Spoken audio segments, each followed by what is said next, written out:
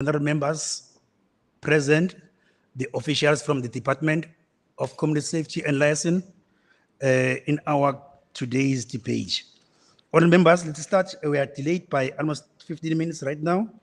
We'll start our debate with a report by the Minister of Transport, Community Safety and Liaison for 45 minutes.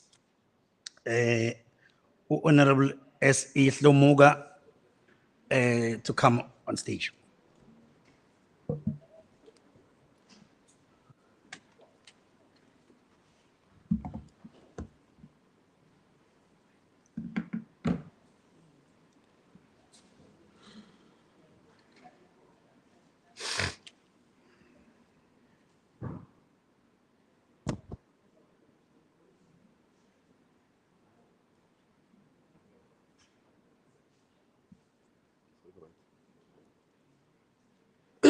Thank you very much, Mr. Chair. Greetings to yourself, greetings to honorable members of the Provincial Legislature, members of the Provincial Executive Council present, Director General, and all head of departments, and also the acting head of the Community Safety and Liaison, and all senior officials from the Department of Community Safety and Liaison, General Madondo, who's representing SAPS, and also the Provincial Commissioner, General Mukwanas in his absentia, and members of the Justice and Crime and Prevention and Security Cluster, and leadership community safety structures from various district, and members of the media and the citizens of KwaZulu-Natal. Mr. Chair and honorable members, I rise before this House to present Vote 9, Budget Policy Speech of the Department of Community Safety and Liaison. Our budget is allocation during this current financial year of 2023-2024 is 250,708,000. This policy speech is very important as a strive to make a significant inroad in our effort to curb the high level of crime in our society. We present this budget speech under the theme, open quote, leaving no one behind in our journey of building a crime-free province, close quote. Honorable members, today marks the important and a very significant day in the history of our province and in the country as a whole. And to the large extent, our fight of liberation and self-determination from our oppressors. The history taught us that on this day, on the 19th April 1906, Inkosi uBhambatha kaMancinza led a defiance campaign against the imposition of the open quote poll tax, close quote. The brave and the leadership shown by the Inkosi uBhambatha to fight for what was just is precisely the same spirit we want to awake inside all the people of KwaZulu-Natal to unite and wage the war against all forms of criminality in our society. Chairperson, in recent City survey, crime features as number one concern as a large majority of our population, regardless of race, gender, religious, and political affiliation.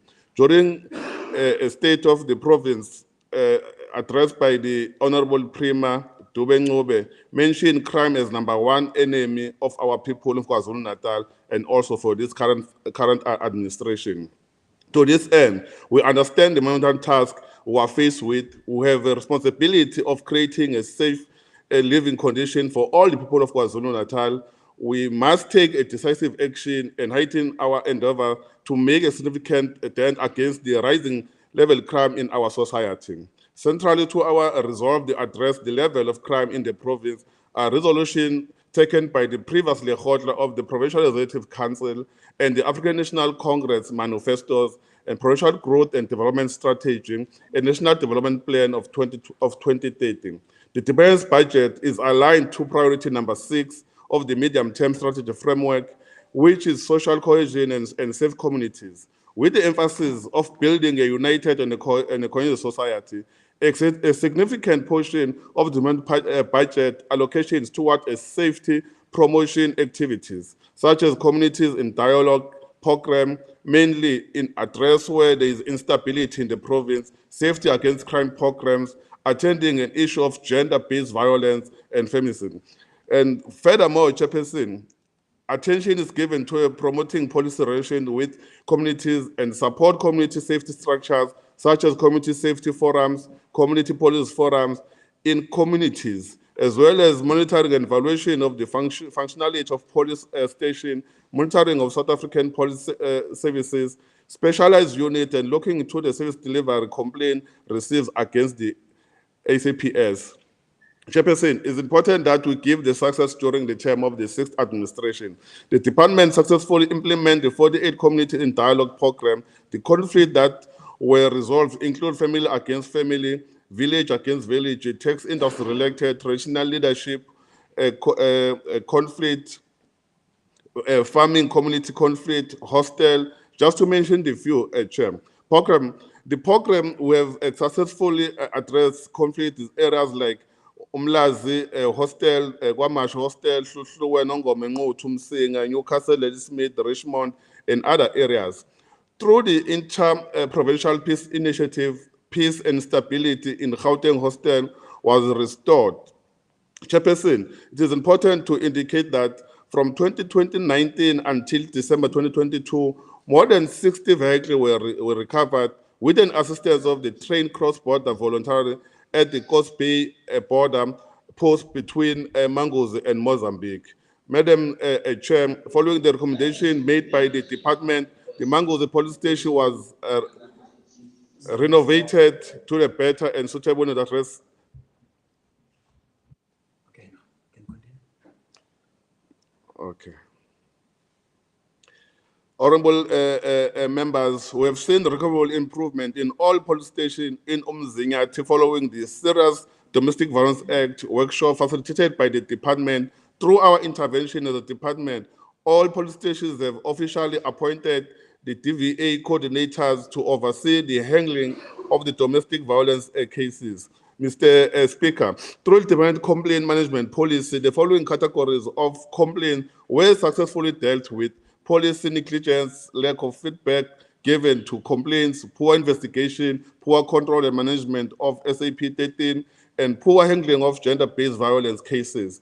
Chair, we have two programs in the department, which is program one, where we're allocating 123,742,000. And the program two is 126,966,000. It is important, Mr. Speaker, Mr. Chair, to indicate that under program one, building the capacity of the department, Mr. Chair, it is well documented that the department is among the least funded department. We are, however, doing all we can with the limited resources to expand the service rendered by the department and to have a footprint across the province. After decentralizing the department to all districts, we continue to capacitate all personnel endeavor to ensuring service delivery is rendered effectively. We are also progressing with the filling of the critical posts as part of the building stability in the department. We are also moving with speed and guided by the Office of the Premier in finalizing the appointment of the head of the department. It is already advertised again for the third time, Mr. Chair, because we don't get a suitable candidate. The new organizational structure is in the final stage of development, which will see a number of personnel drastically increase from 191 to 514. The approved organizational structure will be finalized in June 2023 to bring about the following improvement in the department: strengthening the visibility and impact on the district level in line with the district development model as launched by the President of the Republic. For the district offices, the proposed structure will contribute to a reduction in operation costs in all business processes will be planned and implemented and monitored at the district level. There's going to be improved efficiency, productivity, and service delivery impact in all resources will be managed at the district level.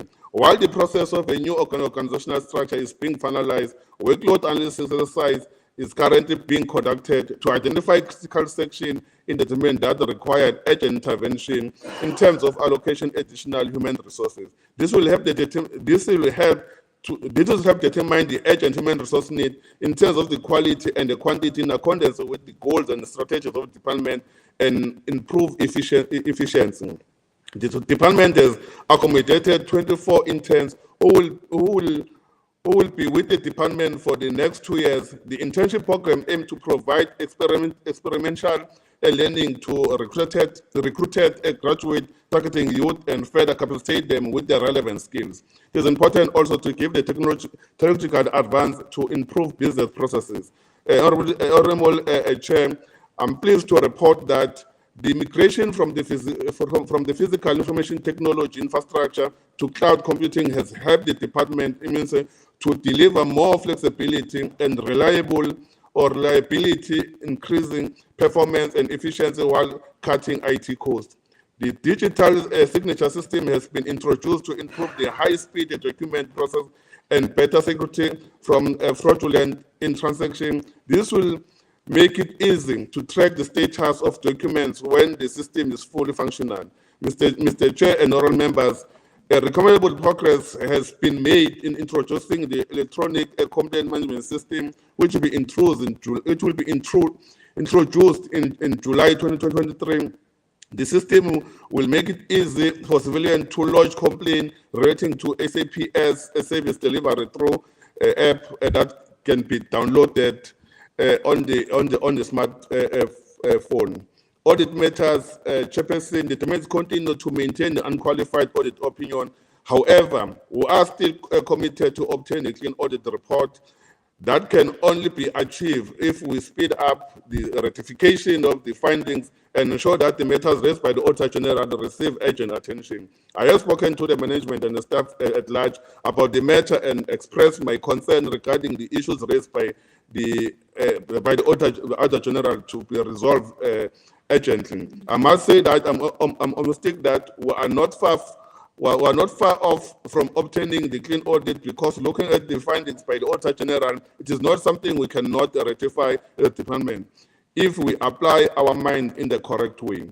It's important, Chair, that we fight fraud and corruption. According to the National Development Plan, the vision for 2020-30 is zero tolerance for corruption. The department, through the Risk and Integrity Management Directorate, has performed the risk assessment and has put measures in place to mitigate the risk to fraud and corruption within the department. The department is tightening its internal control informed by the risk mitigation strategy.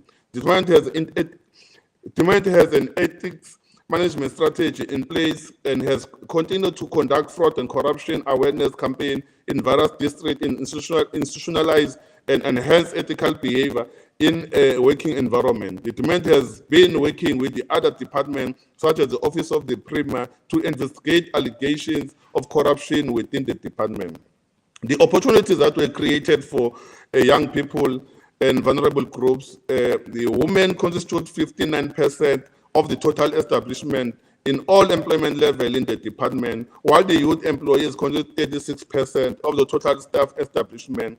The representation of women in senior management is at 50%. Disabled people consist of 1.7% of establishment. Various interventions are in place to attract people with disabilities to apply it for vacancies in the department.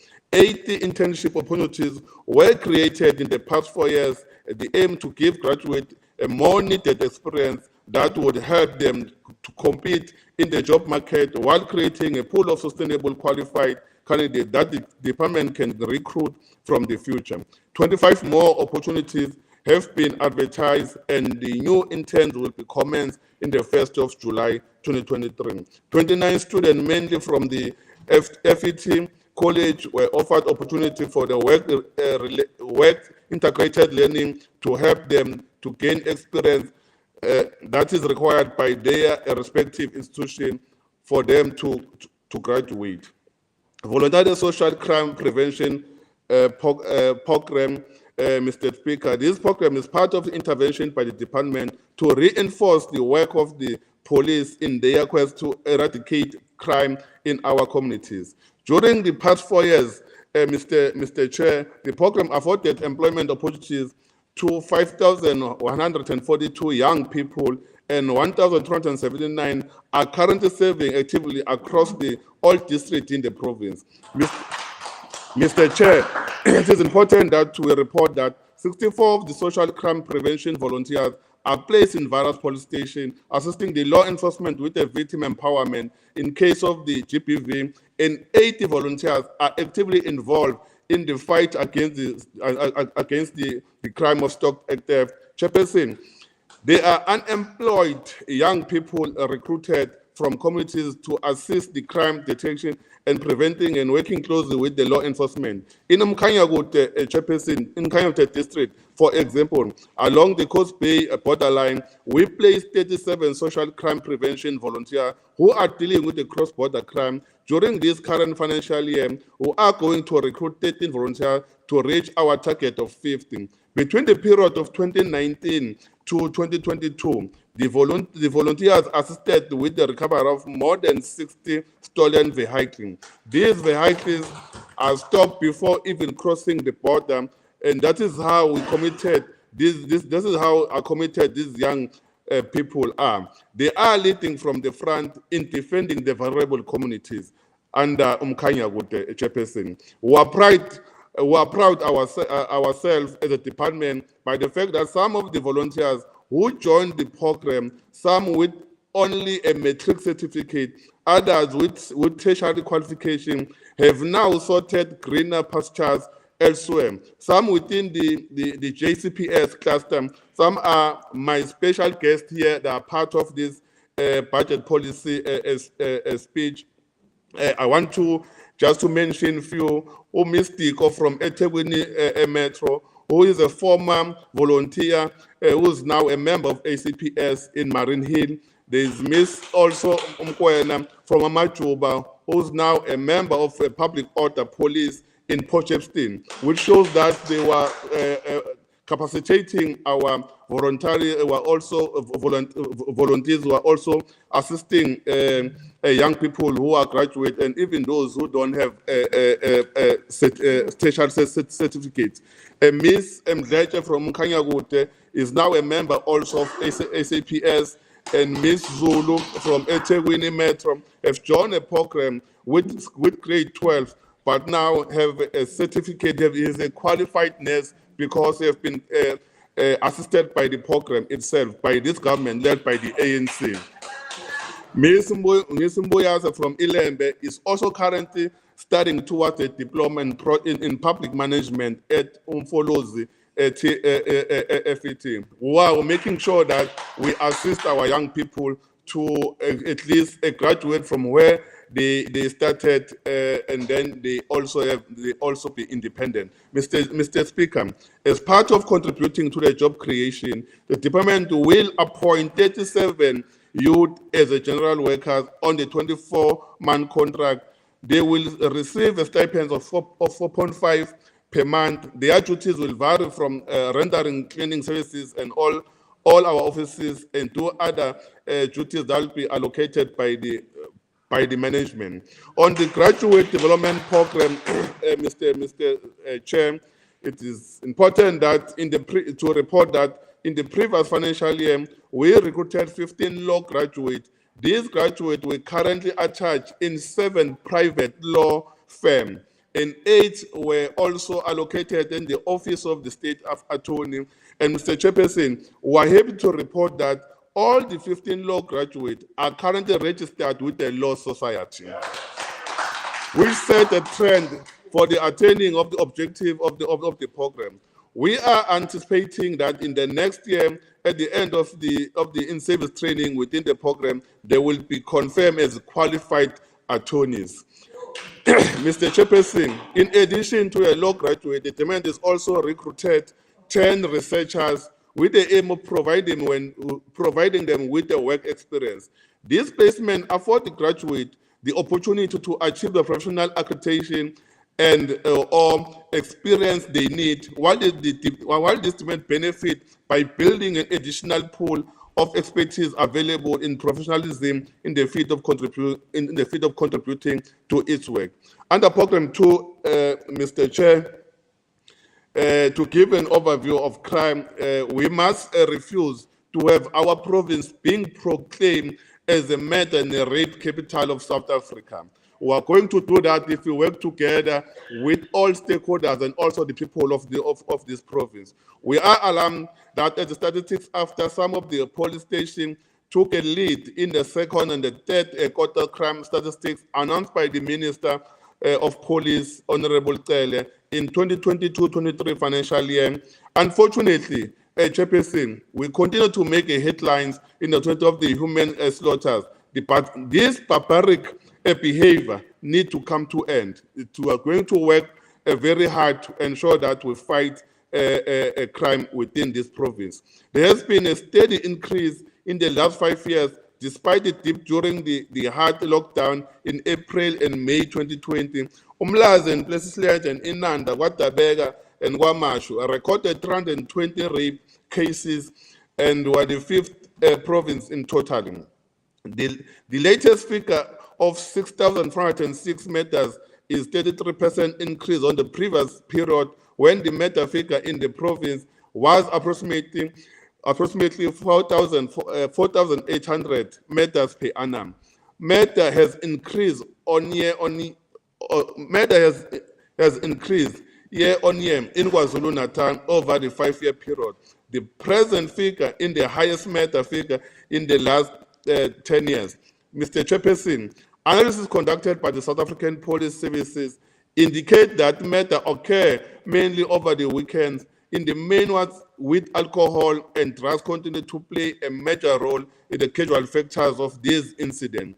Youth features prominently in this incident as both victims and perpetrators. Slightly more matters are committed with the firearm than the sharp object. Mr. Chairperson, summary attempts matter speak in the latest period, also 33%, and there were over 4,000 attempted matter cases were per annum in the previous year. The figure for sexual offense having dropped slightly during the COVID-19 hard lockdown period have returned to the previous level of approximately 9,500 reported incidents per annum. Within this category, rape and sexual assault followed this pattern, while contact sexual offense has been decreased slightly year on year. Assault GBV also followed this pattern and now stand at 26,000 reported incidents per annum, and a similar pattern was also seen in the case of common assault.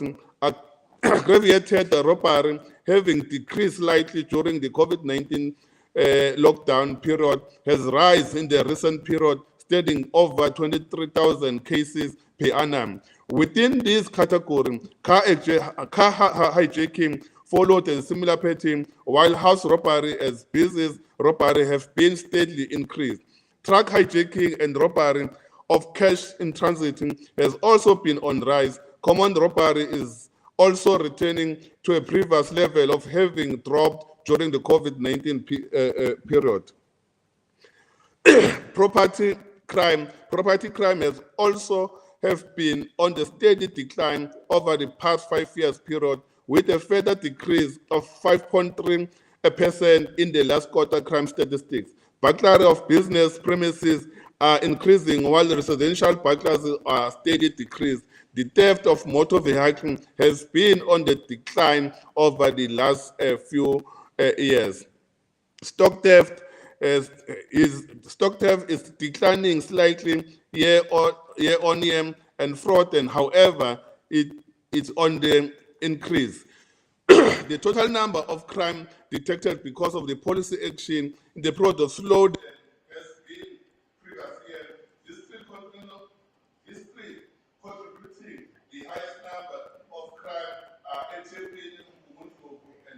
crime. However, Mr. Chairperson and all members, from 2019 to 2022, we have lost 19 police officers who were killed while executing their duties of protecting the people of KwaZulu-Natal. We bow our head for these fallen brave men and women who make the ultimate sacrifice in this noble cause to ensure that they protect the people of KwaZulu-Natal. Mr. Chairperson and honorable members, let us all take our hat off to the police in their fight against stock theft. From April 2022 to February 2023, they managed the monetary recovery of the total of 63,119,200 of cattle, sheep, goats, horses, pigs, and tokens. This also indicates the seriousness of stock theft in the province. Mr. Chairperson, the demand has given a huge responsibility in the province. That is one of the oversight role over the police, ensuring the justice, crime prevention, and security cluster in the province. In this role, we have met with all the role players in fight against crime and deliberated on the plan to respond to the unprecedented level of crime in our society. We need to conduct a regular integrated operation of liquor outlets and roadblocks and raid that will assist in creating the stability and add the police visibility at the same time. I must report, Mr. Chair, ukuthi namhlanje nje sivuka before size la sivuke senze operation no command general wakhona la eMkungundlovu uGeneral Madondo sangena la edolobheni sathola abantu abadayisa ama drugs sathola ibhamu ezingekho emthethweni nemoto namhlanje sivuka. That's why city we are going to continue with our operations across the province to make sure that we protect our people because we have the responsibility to protect our people.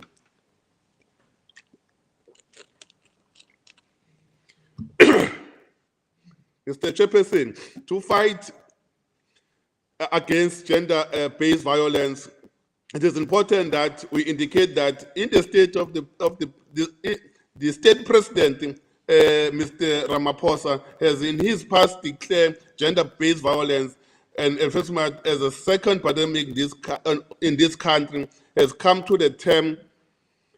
As a second pandemic, this country has to come to the term with this top the list of our priority when it comes to dealing with the crime. We need to ensure that those who commit this crime are dealt with harshly to send a clear message on perpetrators. We welcome the 16% decrease in the contact sexual offenses. This is a clear indication that we are working towards turning the tide against this type of crime. The financial year, this financial year, our Premier has proactive approach and resolve to work with His Majesty King Misuzulu Kazwelithini to convene a provincial summit to deal with all elements of crime, even the killing of Amakosi and also the GPV.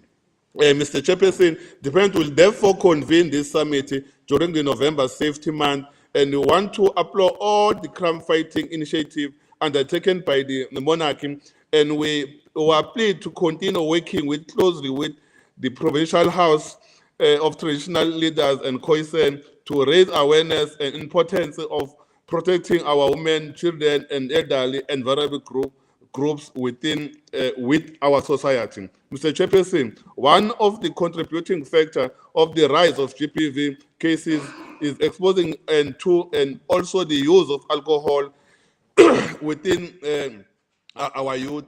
The South African Police Services, working together with KwaZulu-Natal Liquor Board and Gambling and Business License, have arrested 11,803 illegal liquor outlet operators and closed and charged 11,046 outlets during 2022-2023 financial year. Mr. Chair, our partnership with the Ministry of Social Development, over and above being of the justice, crime prevention, and security cluster, have resulted in several programs where our daily activity intersect in fight against crime, mainly because they lead the drug master plan. Many of our social ills result from the drugs and substance abuse within our young people in the main. We work very closely with them in confronting gender-based violence and the victim empowerment vulnerable group and on the young crime prevention because of their professionalism. They coordinate a GCPS cluster departments and NGOs and report to the Provincial Forum for Families, Victims Empowerment and Social Crime Prevention. will reinforce this partnership to ensure that sober mind of young people in the province. Some of our volunteers, and especially those placed in victim-friendly facilities in our police station, work very closely with social workers in ensuring that we assist the police in forming formidable case against those charged with rape, because of several cases are being withdrawn from the court because of incompetency investigation. Court watch briefing, Chairperson. The court watch brief is in line with the oversight mandate of the Provincial Secretariat for the police services for monitoring police conduct, especially their efficiency and effectiveness in providing services to the community, and to enhance the criminal justice system by reducing the number of service delivery complaint emanating by the police date. 48 courts have been visited to attend the criminal cases that have been withdrawn and struck off by the court to strike off by the court rollout due to the systemic failure on the side of the investigation by the SAPS. Mr. Chairperson, I'm happy to inform this August House that we have analyzed 592 dockets across the province, and we have made the recommendation to have these cases reinstated to court. Police station monitoring and evaluation. The department, through the monitoring and evaluation activities, will continue to monitor and evaluate areas for improvement, such as detective units, especially where these were not given feedback on cases and where they show poor investigation on crime. The department will conduct census in all 184 police stations, utilizing the prescribed national monitoring tool and Domestic Violence Act tool during the Q1 and Q2 of 2023-2024 financial year to collect data on the status of police stations, which will be used as a base for the monitoring in the next 4 financial years. Subsequently to that, Mr. Chair, the NMT census and department will conduct feedback session on the census of the Department of the Civilian and Secretariat for Police as part of providing feedback on the findings during the data collection. The department will continue to monitor 16 specialized SAPS services across the province, including the stock theft, family violence and child protection and sexual offense unit, as well as the Metropolis. The department will also continue to investigate and address the complaint received against the SAPS in accordance with the constitutional mandate, and will ensure that the recommendation from independent police investigation directorate to SAPS are followed through. And the department will also continue to monitor compliance in terms of the school safety and crime prevention protocol between SAPS and the Department of Education.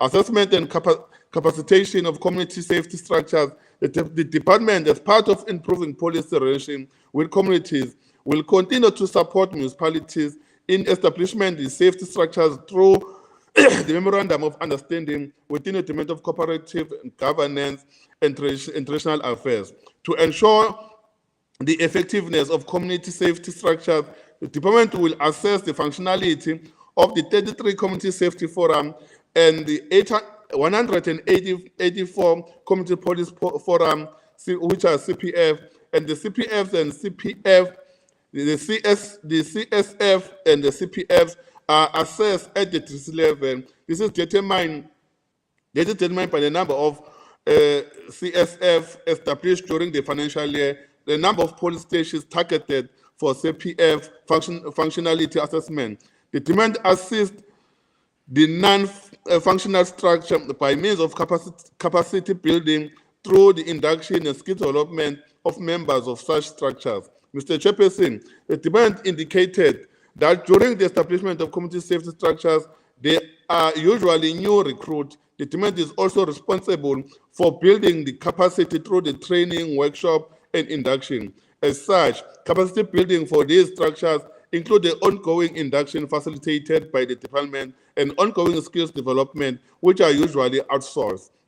Fight against killing of Amakos and Izinduna. As already indicated, Mr. Chair, above that the killing and the kidnapping of Amakos and Izinduna remained a major concern for us in the province to deal with the issue of killing of Amakos and Izinduna. Since 2018 to date, there have been 11 Amakos killed and 33 of Izinduna killed. Working with the Department of Cooperative Governance and Traditional Affairs, government has been working to intervene to end this painful and alarming challenge. Chairperson, as part of the groundbreaking intervention, we are pleased to officially report to this August House that the Minister of Treasury led by Umama Unkoyeni have granted our department an allocation of 11.5 million for establishment of the Community Safety Intervention Unit to protect Amakosi. We must appreciate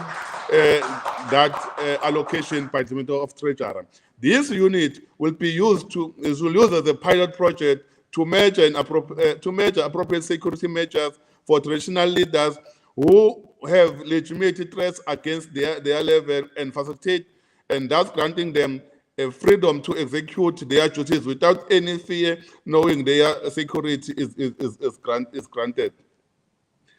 This is an indication that our government remain committed to working closely with His Majesty, the King, Mrs. Zulu Zoltini, and the Provincial House and traditional leaders to find a lasting solution to any act of criminality targeted at Amakos and Izinduna. Among other things, this Community Safety Intervention Unit has to be dealing with as their responsibility is to conduct a security analysis relating to any incident or threat in instability, engage with law enforcement to facilitate appropriate deployment, conduct an analysis of the underlying cause and environmental factors relevant to incident, threat, and instability to formulate intervention strategy plans. Among other things, those are the things that this unit will deal with. Mr. Chair, from 2021 to date, law enforcement has recovered 818 illegal firearms and 783 assortment and ammunition from various communities. Those operations will be rolled out. Those operations will be rolled out to other hotspot areas that the law enforcement have identified were equal to the task. Other measures that we will be carrying out as directed by the Premier of this province. We call for all review and tightening regulation of the possession of firearms and ammunition, and the limiting of number of rounds of person who can purchase firearms within the country and even here in KwaZulu-Natal. Dealing with the decisive with unlicensed gun, fake gun shop, guns that are in the hands of illegal firearm owners due to disease estate. We also want to welcome the announcement of more boots on the ground following the passing out parade and allocation of 1,800 police officers to KwaZulu-Natal. To win the war, we need to attend this exit of criminal involvement and sophisticated network of criminals which work with corruption individuals within the criminal justice system.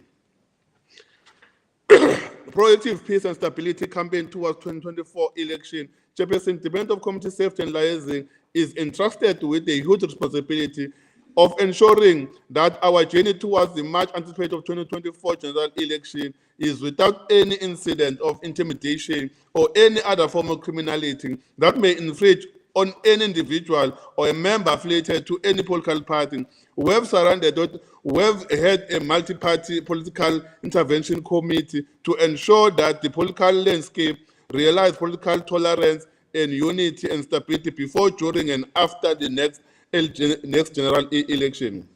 Chairperson, the multi-party political intervention committee will meet on a quarterly basis to ensure that there is no outstanding issues that are not attended to. In our previous meeting, we appealed to representatives from all political parties to always preach the culture of political tolerance among its members, to fight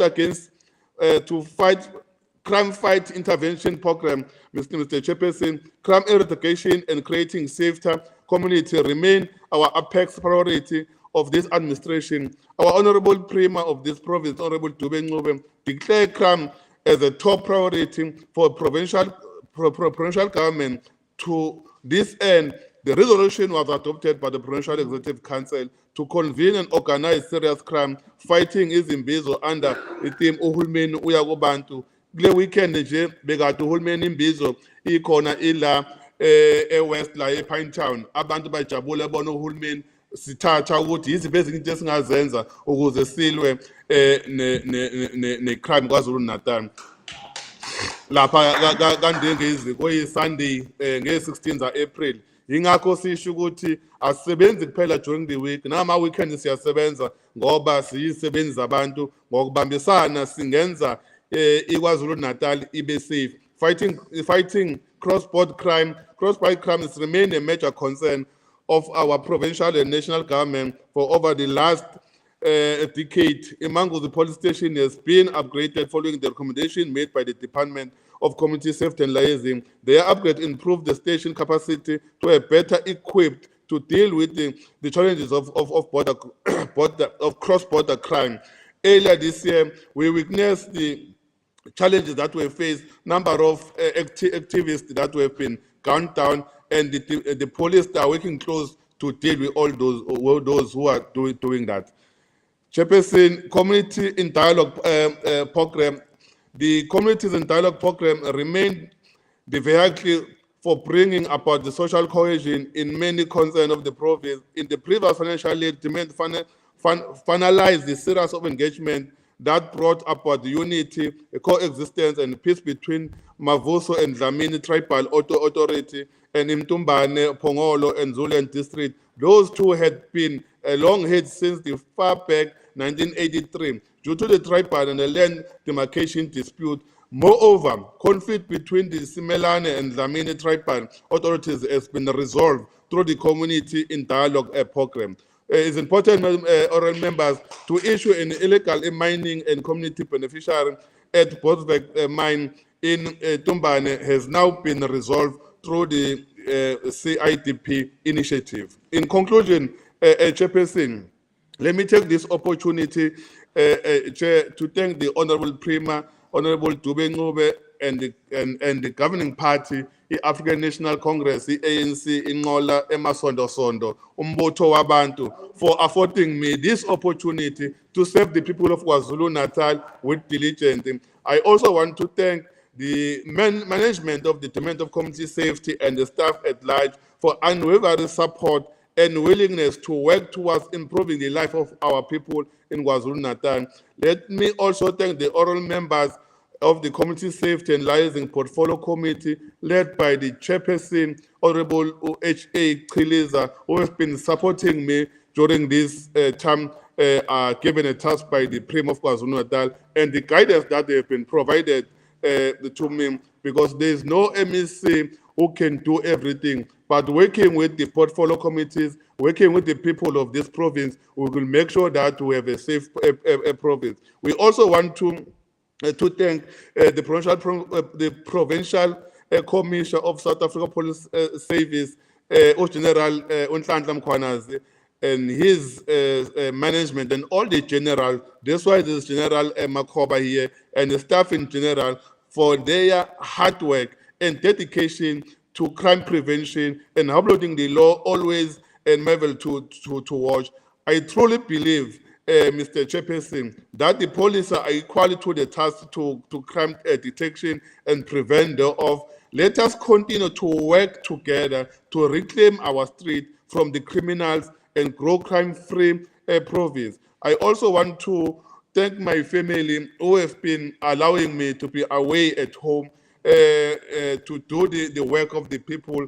I want to thank my mother who's part of this meeting, and also thank my beautiful wife and my family at large, and the people from the church who always pray for me while I'm doing my work. I appreciate your support, patience and support, and thank you very much with your support.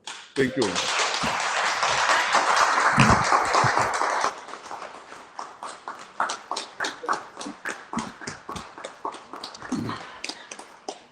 Thank you very much, MEC, for the budget speech presented.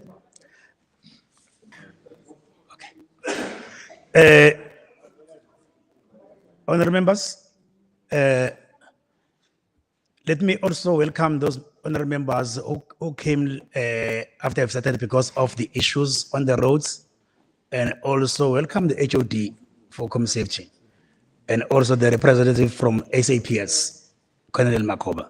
Thank you so much for being part of this budget speech. Honorable members, I'll call upon chairperson of this portfolio committee, Honorable M.A. Tiliza, for 10 minutes. But also let me remind members that you can use your mics if ever you feel like using it when you are starting our debates. You won't have any problem with that. But those members who feel like you want to come to the podium, they'll come forward to the podium. We will use that. Thank you. Honorable Tiliza. Sabonga kakhulu sihlalo sengiphintsheke kangaka ngidlula la. Thank you chairperson. I'm here to It's present. 10 minutes, Honorable Chair. Okay, thank you. To present a budget report on community safety and liaison portfolio. Let me greet you, chairperson, honorable MSCs, Shomuga, Nungamalala, and all other members, and also senior staff of the department and SAPS. This portfolio of community safety and liaison, chairperson, as we would know that it has a mandate in terms of the roles of this legislature, as well as sections of the constitution, which is 114 subsection 2B of the constitution, and Act 108 of 1996 to oversee the Department of Community Safety, which objectives is to do the oversight to ensure the fiscal discipline, accountability, and good governance by holding this department accountable. So it examines the budget vote of the department, which is vote 9 for this year, financial year, as the projections of the medium-term expenditure framework for 24-28 to 28. The budget was examined in conjunction with the annual performance plan. The committee also has powers to interrogate the budget and APPs to ensure the compliance to policies and legislative requirements. Madam Chairperson and all members, the purpose of the report is to provide the portfolio committee analysis of the budget allocated to the Department of Community Safety and Liaison for this financial year, in line with the committee's commitment in involving the public and stakeholders in its activities. The department presented its draft 23-24 budget to stakeholders on the 13th of February this year at the Zululand District, Pongola. The objective was to ensure that the stakeholders' input on departmental budget and plans are taken into consideration.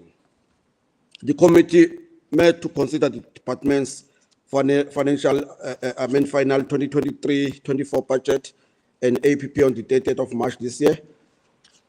The budget was assessed to ascertain if it was in line with the provincial priorities, the NDP and PGDP. This report provides a summary of committee overview of the budget allocation as distributed in the two programs and sub-programs of the department. The department's budget is intended to achieve its functional and responsibilities, evaluate police service delivery and compliance with national policy and standards, assess effectiveness of visibility of policing in the province, improve South African police services, efficiency and effectiveness, oversee the establishment and functioning of community policing forums, which is CPFs, and all police stations and community safety forums in all municipalities in the province. The departmental, also the budget and APPs, Chair, I'm going to mention figures because MEC has just touched on it, and it has got two programs, which is 1 and 2, as it is mentioned. and one is the administration, and two is the provincial secretariat for police services. The program provides various service deliveries activities, including crime awareness campaigns and interventions, such as dealing with issues associated with gender-based violence, anti-drug abuse, and victim empowerment, as well as the training of community safety structures as what safety structures, community safety forums, and community policing forums. There's also compensation of employees. MEC has touched on them. Some of the departments' 2023-24 targets, it's just worth noting that police visibility was targeted as a major events only. Then the committee recommended that the police must be visible at all times in all places for crime prevention, not only on major events. A new target indicator by the department is to, as MEC has also alluded to it, to have a youth representation in positions and also youth involvement in this financial year. Concerns of the portfolio, Chair, ngizocela ukuthi ungitime because I don't see the time nasikho. I'm just continuing. Oh, okay. Oh, thank you. The Department of Community Safety and Liaison continues to receive the lowest budget allocation out of provincial departments, yet it has a high magnitude of the work that is needed, that it needs to do together with SAPS. It's just a concern of the portfolio, the high number of mass murders that have been taking place in areas like Inanda, Hatting, Umlazi, Maranhill, Mangus, and Pietermaritzburg. The continued violence and abuse towards UniZulu off-campus residents during students is a major concern. Cross-border crimes, MEC has spoken a lot about it in areas like Mangus especially. The department, as MEC has also spoken to it, the issue of recruitment. There are inconsistencies in the budget for CPFs and CSFs, as these programs have a declining budget over this financial year MTF. The department is given an allocation of 11.5 million on a once-off allocation for the pilot projects under the community safety for dealing with the killing of traditional leaders. MEC has spoken. I was impressed, Chairperson, that MEC has spoken a lot on this item, and we are impressed as a portfolio committee that MEC has outlined it. Throughout the years from 21 to 22, the department has been receiving declining allocations for EPWP grant, and the grant is continuing to decline. So the recommendations, the department must ensure that court watching briefing also MSC touched on that one. The department must fast track the process of implementing school safety crime prevention protocol. The capacity of community policing forums, youth desks must be done continuously. A strategy to enhance community participation. The existing of structures initiated by communities to assist police in fighting crime must be formalized and be trained. The voting budget was recommended by all the portfolio committee members, with an exception of one member, Honorable S. Hussein, who reserved her right. There were some apologies from some of the members, but the majority of the members adopted the budget. It is unfortunate, in my conclusion, Slalo, that noting that rising levels of crime and gender-based violence in the province and the country, we owe it to women and children to create an environment that enables them to feel free or safe. Mass killings of our people in areas like Hammarsdale, Claremont, Ichanga, and Hatting. The The committee is hopeful that the supplement of the community safety interventions will help to address violence against Amakosi and Izinduna. The committee calls upon communities to expose and report criminals to the police. We urge the SAPS to ensure that perpetrators are brought to book and cases are closed in the shortest of time. Slalo, the committee wishes to thank the department for its cooperation during the deliberations on their final 2023-24 budget and APP. The committee will also continue to provide support to the MSC for community safety and liaison, and we really thank the MSC for being hands-on in the fighting of crime in this province. We wish to encourage the provincial commissioner and his team to continue in their inquest to fight crime in the province. Gratitude goes to honorable members and of the committee and support staff of the portfolio for their continued commitment, dedication during the committee activities. Thank you very much, sir. Thank you, honorable member. From the report presented, we will now therefore start our debate, honorable members. The first speaker in my list is honorable member, Honorable Evie Dube Bishop Umkhulu, for 9 minutes. Thank you very much, Shalo. Let me start this debate by thanking the African National Congress for affording me the opportunity to speak in this House in support of the budget vote 9. Undoubtedly, MEC will support this budget as the African National Congress. Let me remind the House, the opposition, that the crime has no color. Crime is very blind. We cannot forget the ugly scenes of crime that we saw in Phoenix when scores of our black people were massacred by criminals in the name of defense. How could we forget the criminality practiced by the first British settlers who invaded our land and gave to each other our land and raping our mothers and sisters who were working as their slaves? Chair, this is how deep crime is. Those invasions, they drove us into homelands and to the places that are called townships. Siyayibonga inhlangano yabantu inqola emasondo eyahlangana yakha umbimbi nomhlahlandlela wokuqula nokulwisana nobugebengu olwalibizwa ngeFreedom Charter. Angifuni ubugebengu sibubheke njengento eyisihlava esisha okubukeka sengathi sehlula uhulumeni wa-ANC. Ngizama nje ukucacisa ukuthi silwa nempi endala eyade yaqala kodwa futhi sizoyinqoba. It is very true that as the Minister of Police, Ubabucele, has always emphasized that our wish is to see a crime-free society where young women would walk the streets without fear of being mugged or raped.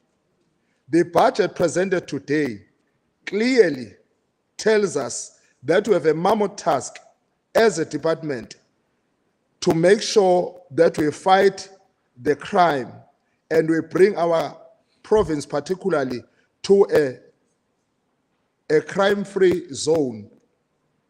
This is to say the department is working very hard, has got to work very hard with the limited resources to fight such challenges.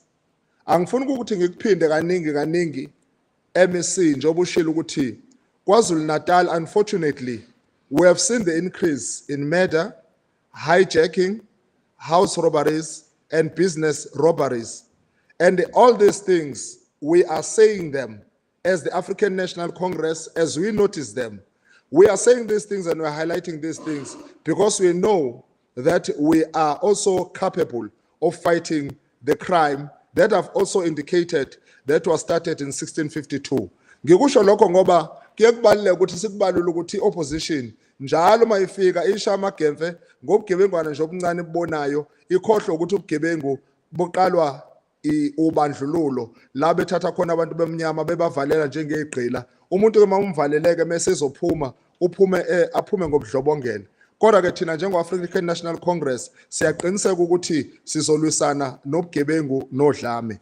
Kulezi ndawo ezibika ukuthi zinodlame lokubulala nokudlwengulwa kwabantu, Siyaqinisa ukuthi sizokusupporta kakhulu njengo-African National Congress ukuthi amaphoyisa aKwaZulu Natal awenze umsebenzi wawo ngokuzikhandla, awenze umsebenzi wawo ngokusebenzisana nemphakathi.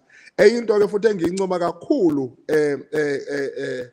MEC wethu uPremier indlela enze ngayo ukubonisa ukuthi uyafisa ukulwisana nobugebengu. I would note ukuthi uma siyekilezi inkundla la suke siyohlangana khona nomphakathi sizama ixazululo zokulwisana nobugebengu obabheka abantu abasuke bekhona. I-African National Congress isuke ikhona ngoba sinomsebenzi omkhulu osimele ukuthi sivikele abantu bakwaZulu Natal. Abanye kangibazi basuke beyephi kodwa ngisho nami into engihlale ngiyibona. We as ANC would like to congratulate the Premier and the MEC Hlomuka for hosting what I'm speaking about, Imbizo, that took place recently in Marine Hill. Seeing that many people are dying in Marine Hill, it was upon the shoulders of the MEC, upon the shoulders of the Premier to go into that community. Ngoba la kufa khona abantu njengokhongolose siyoba khona futhi siyobavikela nangempilo zethu. It is a clear indication that the leadership of the ANC is a leadership with visionary. And as ANC, we declare that crime is an enemy to our society. The negativity of crime is evident in the province as some of the businesses are closing down every day, especially in the center of the city. One of the great challenges is also reports of crime by a few women and a man in blue who are in cahoot with the criminals. I'm saying this, there are few of them because a lot of police are doing their work and you can see them doing their work irrespective of resources that are not enough. It's amazing all the time that when we come into debating the issues of crime, people tend to stand up and talk about the small pockets of crime in the areas where they are. And that is the tendency that you get from the opposition, particularly the labengeke ngibasho, because bona bazuthi ubugebengu kufanele benzeke kuphela ubugebengu kuphela mangabe begqekezwe imizi yabo bese bakhe indonga ezinkulu baba nama security azobagada bakhohle ukuthi ubugebengu obukhulu benzeka ngaphandle ngenxa ukuthi bona bayabaphushela abantu ebugebengwini ngendlela abasuke bebaphethe ngayo. Ubugebengu ke kucaca ngokusobala ukuthi abusoze baba inkinga kahulumeni. Wonke umuntu wakaZulu Natal, wonke umuntu othanda uKwaZulu Natal, wonke umuntu othanda ama-voters, njengoba siyakubona nje niwatshela ngo-2024, wonke umuntu kufanele akhuphule amasokisi ayolwisa nobugebengu. Angafiki emphakathini akhulume ngenhlangano ebusayo kakhongolose ezama nsuku zonke ukulwisana nobugebengu. Inhlelo ezibekiwe la zicace bha. There's always a challenge, MEC, that I have noticed. Immediately when you put up a program of action or when MEC ebeka imali ezosebenza ukuthi lesizoyisebenzisela ukuthi baqhuma bame phezulu bathi show us how we are going to do it. And then I don't understand ukuthi ngoba bahlala khona emakomedini, why should they be showed separately how we are going to do these things, because they need to work together. And we always say that in unity God commands a blessing. How do they exploit a blessing if they are working on the other side and fighting against the people, which is ANC, that is fighting against crime? Bringing community closer in the fight against crime, bringing the community closer. You will never be able to conquer crime without bringing the community closer, which is what the ANC is doing. We really appreciate that a new station will be built in Marine Hill. Sikushayela ihlombe elikhulu lokho ngoba kusho ukuthi siresponda ezinkingeni esizibonayo zobugebengu. In fact, asihambi soyifuna inkinga kodwa sesiqiniseka ukuthi la inkinga zenzeka khona siyakhona siyoyisolva inkinga zomphakathi. I must remind you ukuthi sihola uhulumeni onombono. I must say in conclusion, while the growth of crime cannot be denied as the leading party, we cannot deny that. We cannot deny that the element of crime is going deeper every day. But what is good is that our government is coming out with laws that are strengthening the fight against crime. And if they do not know them, they will say what they are going to say. But I can tell you standing here, there is a progress in making sure that we have a national crime prevention strategy that the government is working on. That is going to see to it that when we go to 2024, our people are safe. And even the elections are going to be safe because again, once more, people of KwaZulu-Natal are going to vote the ANC because they know it is concerned about the crime and they know that the ANC will ensure that people of KwaZulu-Natal are protected. We are here to make sure that we fight against crime as African National Congress, and we know that we are going to win this war. Thank you very much.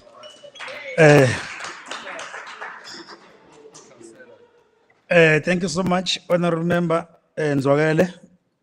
That was the first speaker. From the IFP, Honorable MP Kuala for 6 minutes. Honorable Chairperson, Honorable MEC, Skatla Mapanda Mapois and Head of Department on members, and the IFP welcome the 11.5 million allocated for the proposed establishment of the Community Safety Intervention Unit for the protection of traditional leaders in KZN, but this is a long overdue.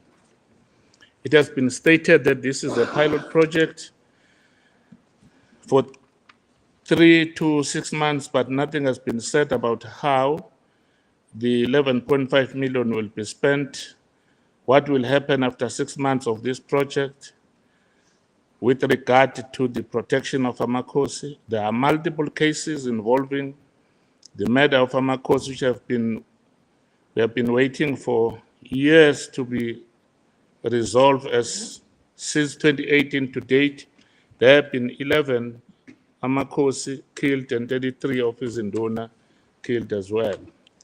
During the swearing in of office bearers, a massive barracks of Praetorian security guards and vehicles stand at the ready. Why then does government fail to provide protection for Amakosi? We appreciate that. The question of the cost of VIP protection for Amakosi, including implementation, which includes training of personnel, may be raised. However, can one put a price on the lives and safety of Amakosi?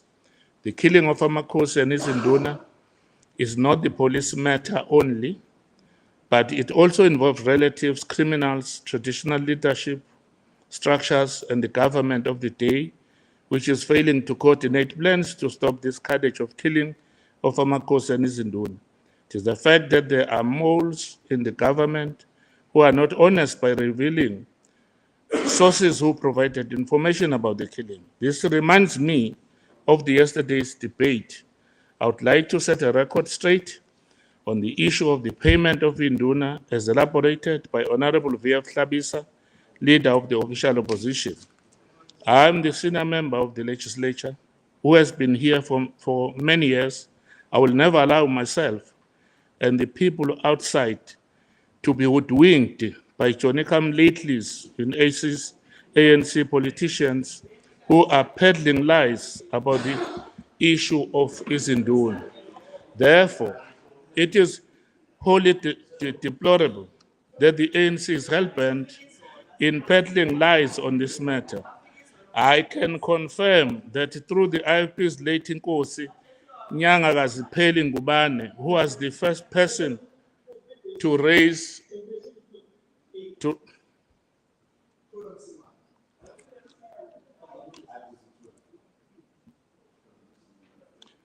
You can continue, Chair. Okay. The first person to raise the stipend of Induna, the payment and the training of Amakosi Traditional Council, as Secretariat and Induna. It is a fact that empty vessels make the most noise, especially in politics, as the ANC politician in this house does. Why did the late Nkosi ZM Laba, an ANC member, sang praises for the late Nkosi Nyanga Ngubane when he was responding to the 2001-2002 budget speech on traditional affairs? Go and read Hansard Volume 5 of 2001. The problem is that you don't read. ANC politicians are calling its salaries of Induna. This is totally outrageous. The late Nkosi Ngubane did not behave like a political imbecile by calling it a stipend because he knew of the dire consequences if he called it a salary. As it stands, it means that Induna have now entered into a performance contract with the government. The ANC has misled Induna, and they have put them between the rock and the hard place. This is nothing but the strategy to get rid of genuine traditional leadership and replace it with fake leadership. Further, we are concerned about mass killings that are happening in KZN in areas such as Kwamashu, Umlazi, Nkandla, and Eshowe, as mentioned by the MEC, just to mention the list. This issue requires urgent attention from relevant authorities. We need to have a clear understanding of the trend of the killings, the locations, hotspots, and to look at causes. Yebo. Due to the high unemployment rate, the notion of paid assassins cannot be ruled out, as disparate people would resort to separate measures to earn money to feed their families. The IP demands action from the KZN MEC for community safety and liaison that he must act swiftly and stop this bloodbath in KZN. Budget. The IP resolved to accept the budget as presented with the hope that more will be done to ensure that it will fulfill its intended purposes. The share that the Department of Community Safety got of 250.6 million rand is not adequate, although there is a slightly increase compared to the 2022-2023 budget, which was 236.9 million rand. Sazobuye. Time is up. Anganofunda, fundani.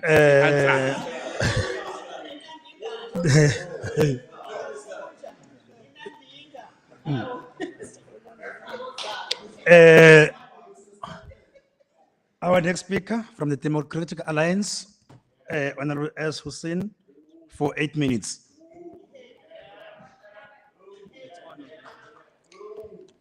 Chairperson, I stand before this House today to raise on behalf of the Democratic Alliance a matter of grave concern that has been plaguing our province for far too long.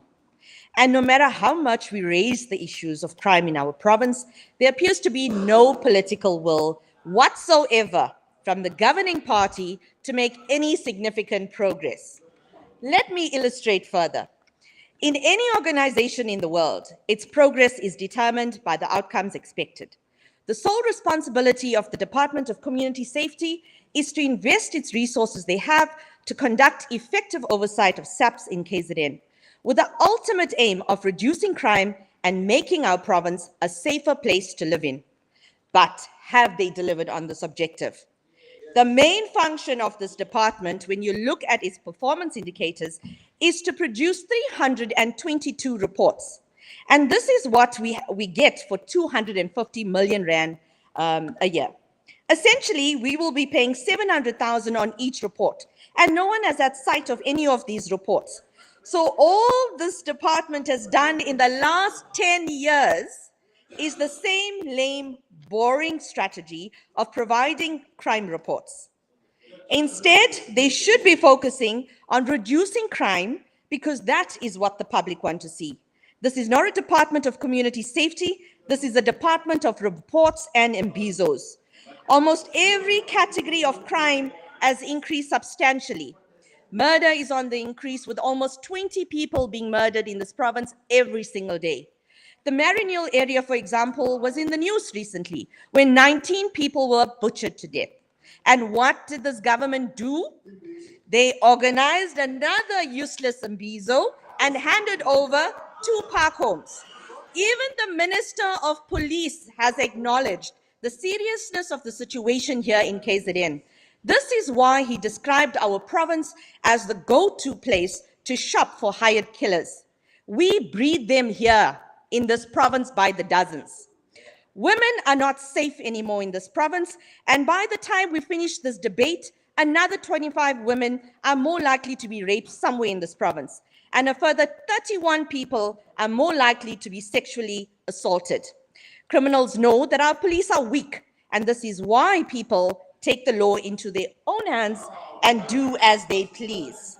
Every day, somewhere in this province, hundreds of people are being assaulted, robbed, raped, killed, and have their possessions stolen by criminal syndicates who operate with complete freedom because we have an incompetent Department of Community Safety. While the President, the Minister, the MEC, and our outgoing KZN cabinet boast about their achievements, in reality, the situation on the ground is completely different. Criminals have free rein because SAPs have lost the battle against crime. They are understaffed, under-resourced, and undertrained. There are too few investigators, and the few that we have are poorly trained. Visible policing is almost non-existent, and you can go on for days without seeing a police vehicle. Schools are now a safety hazard for parents who pray that their children will arrive home safely every day. We have children who are being raped by teachers and teachers who are being stabbed by children. It's a war zone. The crime in KZN has reached unprecedented levels, and KZN continues to be top place for rape, rape as the capital in the country. And soon will be the murder capital of this country. This is why KZN does not release the provincial quarterly crime stats, because they know they have performed dismally. Almost every single year, the number of crimes simply increase in this province, and yet the outgoing Premier in a speech has the nerve to claim that we will never surrender our province to criminals. I'm afraid it's too late. Our province has already lost the war on crime, and there's no hope whatsoever that the situation will change until this government is removed in 2024. You would have heard the outgoing Premier also highlight in a speech about the 10 million rand from each department that's allocated towards fighting crime. That's over 130 million rand, which will be claimed for technology to fight crime. Here's another false promise. You would recall eThekwini municipality. Remember that place that you redeployed another useless MEC from this department to further mess up things in the metro? Well, eThekwini had 499 CCTV cameras, but only 98 cameras are actually working.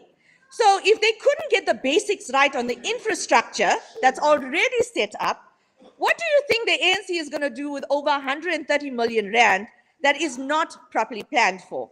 What do you think the ANC is going to do with that? Correct.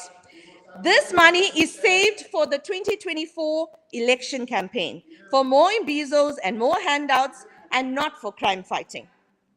So, while all this is happening, the response from the outgoing government is more imbizos and more community handouts with no leadership that is consistent in this department.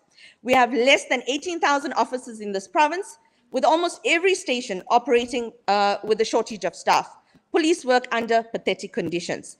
The DA has consistently raised these issues for many years, yet there has been no attempt to ensure that they're resolved and ensure that the KZN has a strong, highly trained, focused police force.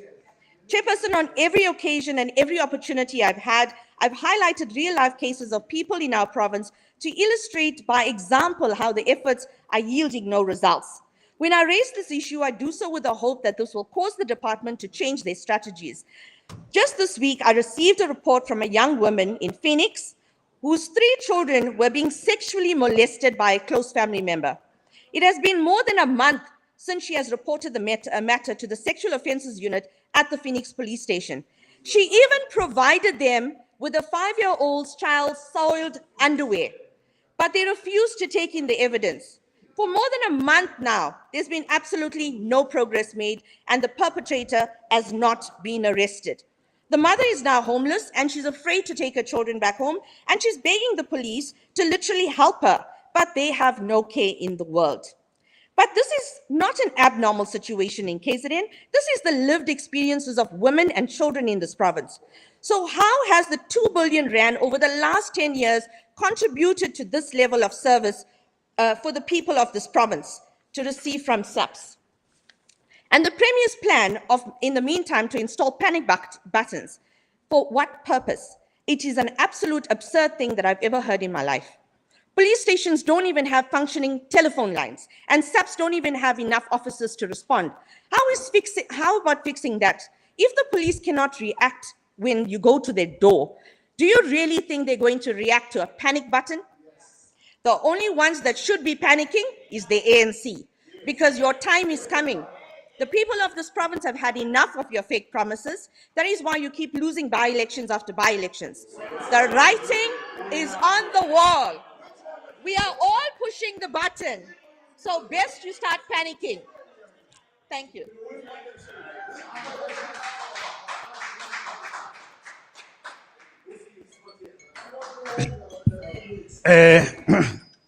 Thank you so much, Honorable Member.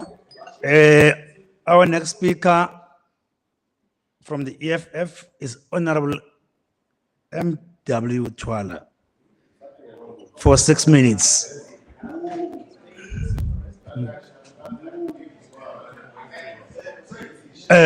From the EFF, Honorable M.W. Twala, second time.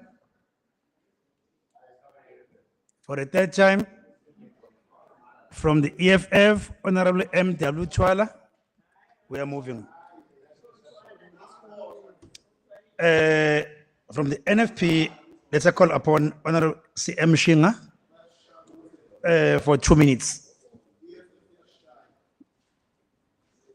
C.M. Shinga.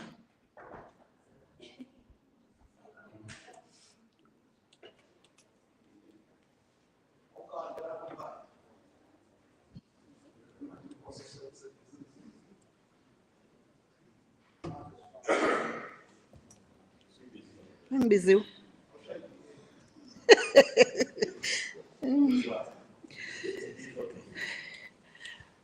Honorable Chairperson, honorable members, the people of KwaZulu-Natal.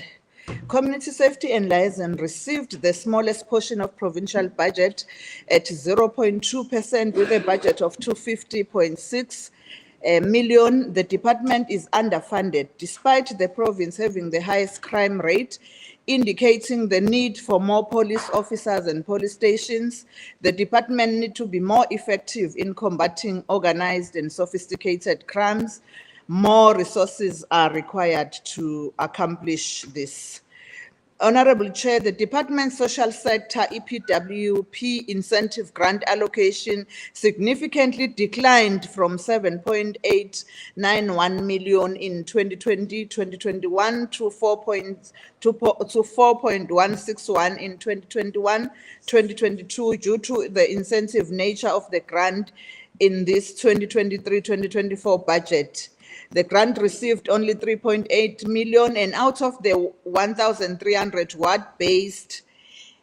ward-based volunteers on the program, there are only 105 volunteers who will be paid stipends through this grant. The NFP questions the motive behind taking a decision to reduce the funds of this grant, because it is obvious that more funds are needed to compensate all the 1,300 volunteers and not just the 105 volunteers.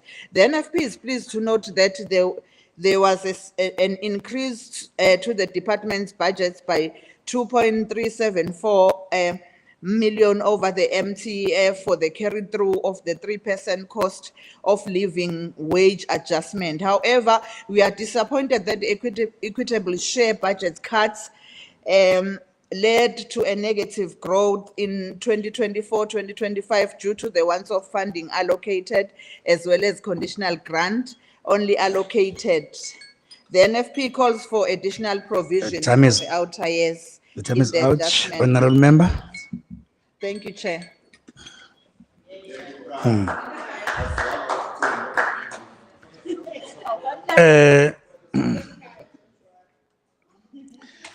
The next speaker from the ANC is Honorable N. Dombela for 9 minutes.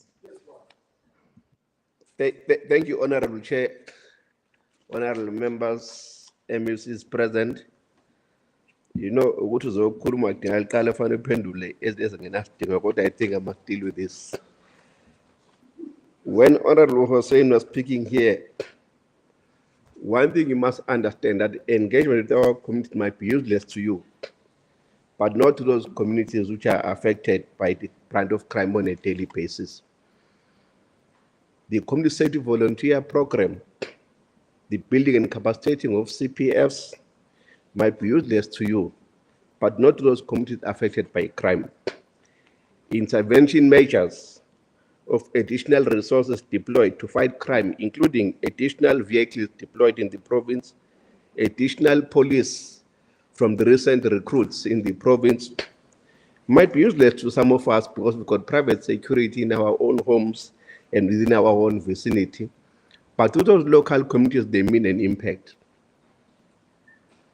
The recent arrest or the mowing down of the 5 drug dealers in eThekwini Morningside might be useless to some of us, either because we know those individuals or their associates, but to the communities who are affected by crime and drugs, those mean an impact that the police we have in South Africa, they are working no matter what are the conditions they are facing.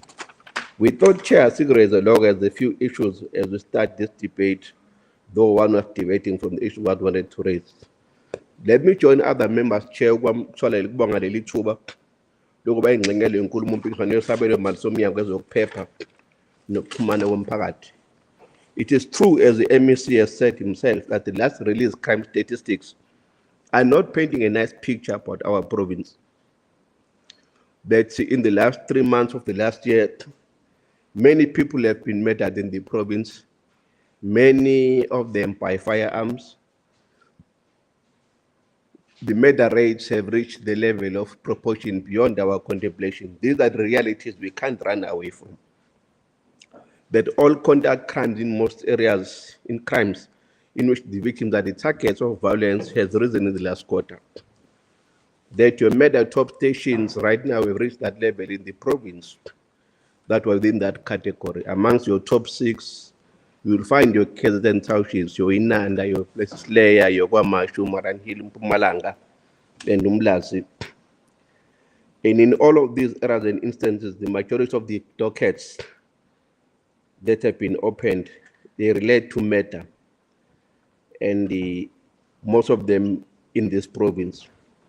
That were leading as a province with the murder in regard to firearms in the country, that were leading in attempted murders, mostly in our locations. I've mentioned them before: your Umlazi, your Inanda, your Kwamashu, Places Leya, Maranhil, and many others. These are the realities we are facing. These are the realities. We say that as we face them, they are not only a responsibility of the police to deal with, it also us as society.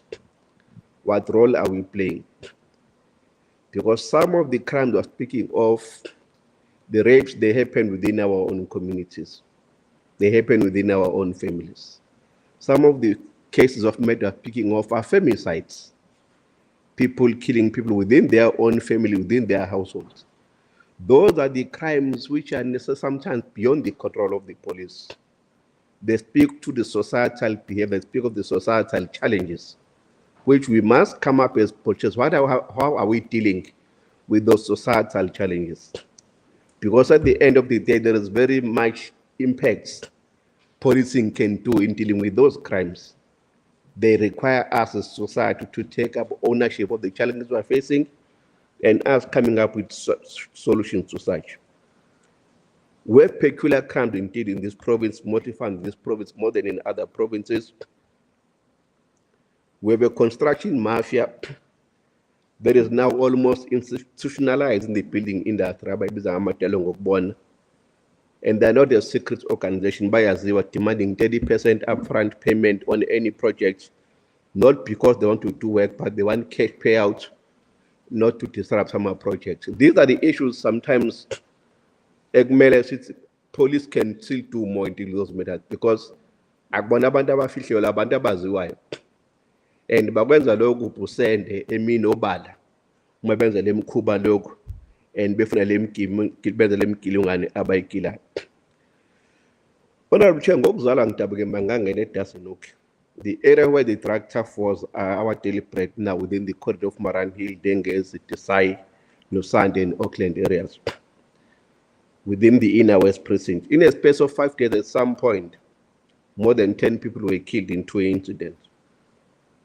In a space of 2 weeks, more than 4 schools were robbed in broad daylight within a radius of 20 to 30 kilometers by the same group of thugs. Baqale Maran Hill Primary, babambotesha, babaphuci ikhwama, babaphuci imali, ama-cell phone. They went to the next school following till in Nazareth Primary.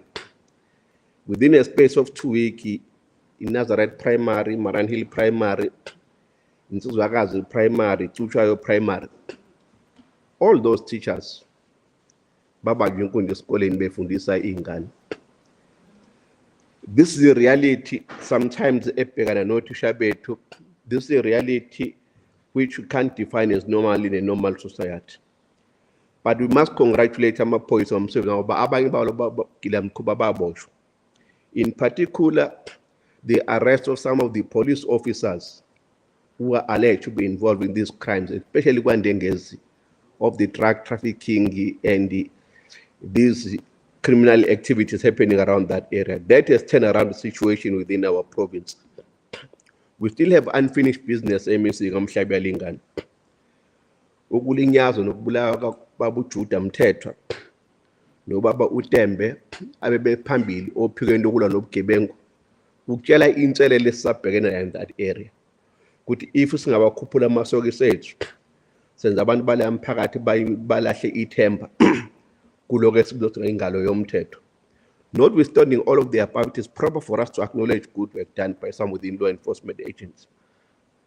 The recent past drug syndicates passed in the province, eThekwini, 300 kilograms of cocaine, estimated weight of 1.3 million at Durban Harbour, 2 million worth of drugs discovered at Boklofet in CBD assortment area, including ecstasy tablets, cocaine powder, crystal meth. The shooting down of 5 within the Morningside who were allegedly involved, were linked in the matter of a killing of a well-known drug dealer, Brandon Puff Kalicharen, who was killed with his wife and daughters, and the high caliber of firearms discovered in those incidents, AK-47, R4, and AR-15. It tell you each challenge osanayo yezo ngalobugebengu nekhali eningeke emthethweni eprovinsini yethu. We welcome the anti-crime imbizo held recently by provincial government Kwandengezi njengoba ikubeka obali inselele esibhekene njengomphakathi. Umphakathi kumele manje usumba masana amavunga lomthetho ukubhekana le nkinga but inkinga ekule inselelo nomsengivala. I-demarcation ye-taxi zamaphoyisa inenkinga hlala. Umuntu ohlala edasweni ukufana gibele kabili awu-reporta inkinga e-police station yaKandengezi adlule i-police station eMaran Hill. Umuntu ohlala eNtshanga kumele agibele kathathu adlula egibela ePine Town agibela eDramond. But that's why i-police station yakhona engakhona. There are matters of demarcation ekumele amaphoyisa awalungise because as they are awawulekelela umphakathi. Si-ANC sihlalo siyasamukela isabelo seyimali, we commit our support and support moving forward. Siyabonga. Sibonga Dlokole. Thank you so much. Then we're supposed to have, we received apologies from the Minority Front, AGM, and also ACTP. Therefore, I'll call upon from the IFP, Honorable MP Kwala, for 4 minutes. Honorable Chairperson, the Department of Community Safety is most underfunded department in KwaZulu-Natal compared to other departments. Considering that the budget will be used in areas where there is instability and GPV, we don't believe that the department will be able to achieve its goals. GPV on its own is a scourge that needs to be tackled head-on. This budget looks good on the surface, but when one has regard to the major problems facing this department, one cannot help but subscribe to the idea that more financial injection should be given to it. We must remember that war is won only with more adequate funding, even if means selling medals. We believe that the KZN Department of Community Safety must get more funding like that of Mpumalanga Province's Department of Community Safety and Liaison, which is way above R1 billion. Therefore, I urge all those with authority of allocating finances to department to be generous to this department in future. Further, the IFP believes that if we have under-resourced and dilapidated police stations in KwaZulu-Natal, it will be impossible to win the war against crime and keep citizens safe. During an oversight visit last year by members of the KZN legislature as part of the police station's functionality monitoring program, the shocking state of our police stations was revealed. As the IFP, we were expected the Honorable MEC to tell us what has been done so far to address the challenges that were identified in the police stations during the oversight visit. Justice system need overhaul. Tougher sentences are needed for all criminal acts to act as a deterrent for any crime committed in our country. It is a fact that our justice system favors criminals more than the police and ordinary citizens, especially crime victims. The IFP is calling on the government to address the problem in our crumbling criminal justice system. Police must be given stronger powers and protection, even if it calls for the Constitution to be amended. We have heard of police being accused of being incompetent in executing their duties, in particular in the arrest of criminals, but you only notice that police are doing their work when they arrest you. The fact of the matter is that police arrest criminals and then being let down by courts by releasing criminals. We believe that criminal justice system must carefully balance the need of communities and societies for protection and safety, the need of victims for justice and reparation, and the need to hold offenders accountable while ensuring their rehabilitation and social integration and reducing reoffending. While we support work that is done by the police, we cannot shy away from the fact that there are rotten potatoes among them, as there are also rotten potatoes in this house. Corrupt police officers must be exposed for their unruly conduct. It is unacceptable for those entrusted to fight crime to be the culprit at the same time. In short, an ethical police force will require the scrupulous adherence to existing policies and standards, the ability to detect an individual or collective pattern of performance which falls short of that expectation, and the courage to deal with those who are responsible for those failures. The IFP believes that we shall all work toward eradicating crime to ensure that our province is free from ruthless criminals and play their active role in fighting crime by reporting criminal activities to the relevant authorities. Siyabonga. Thank you, Honorable Member. Siyabonga lezi moto engaphezulu kwasisi. Thank you, Honorable Member. Your time is up. Thank you. Mpepethu.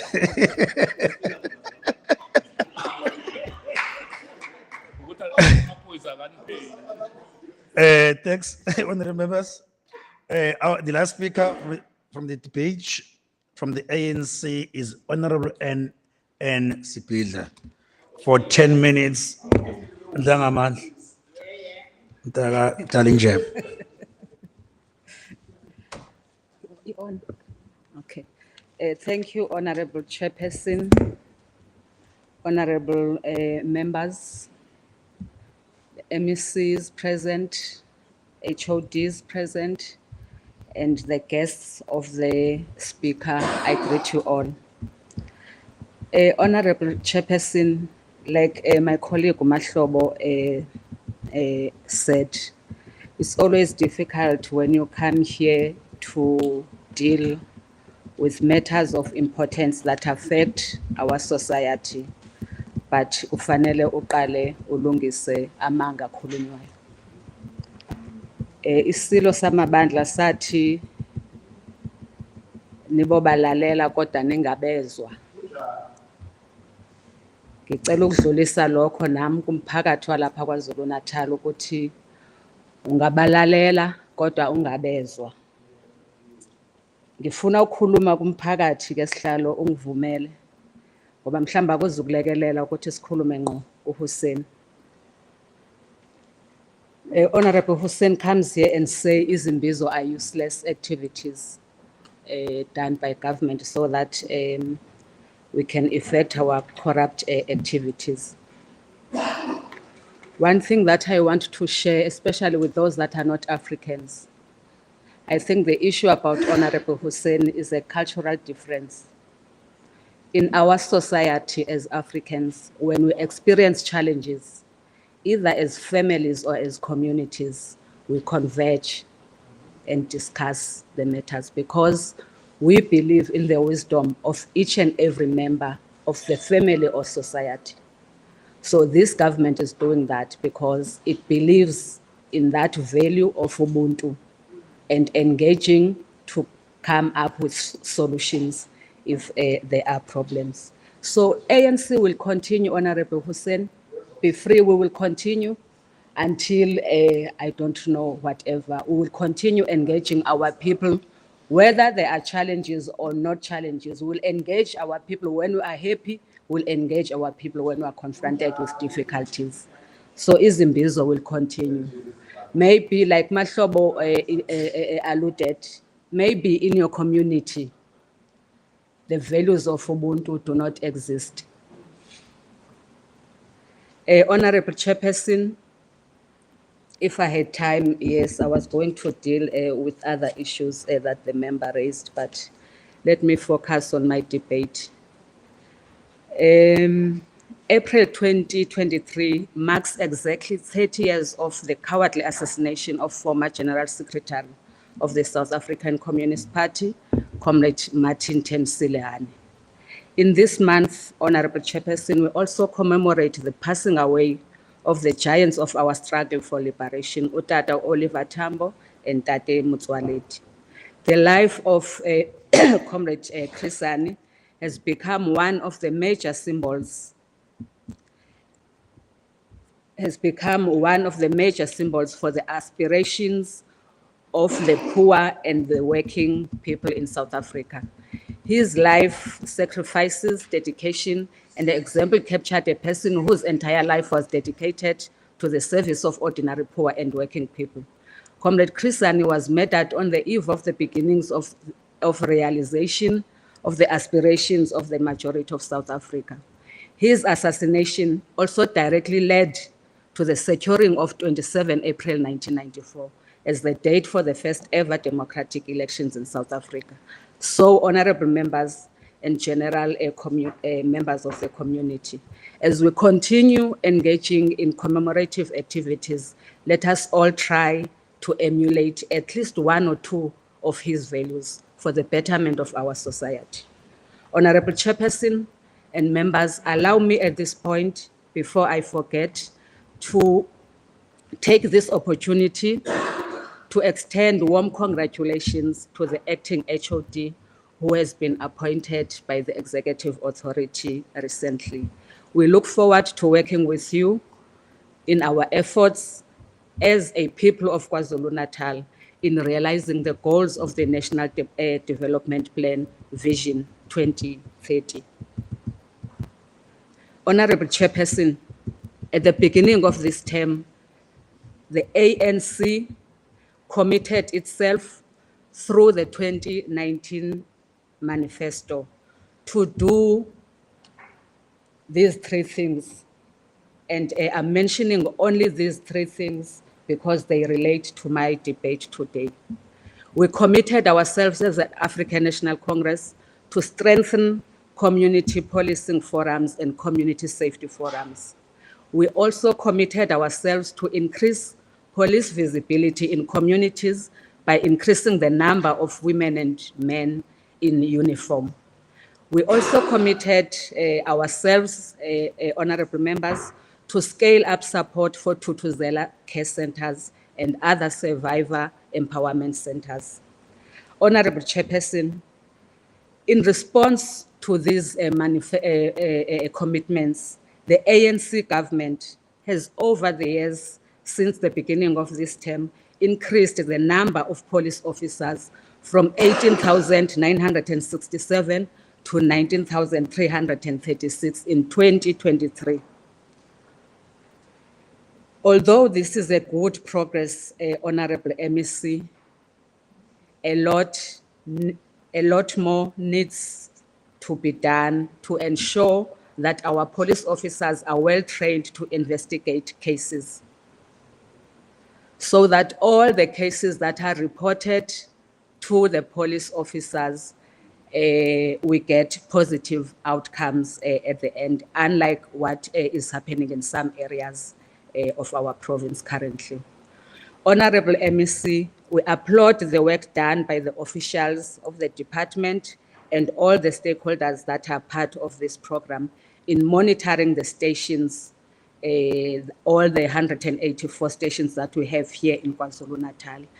I hope, MEC, that the recommendations that are developed after these visits or this monitoring process will be considered by the executive authority and other authorities relevant in the implementation of these recommendations, so that we improve in areas where there are challenges.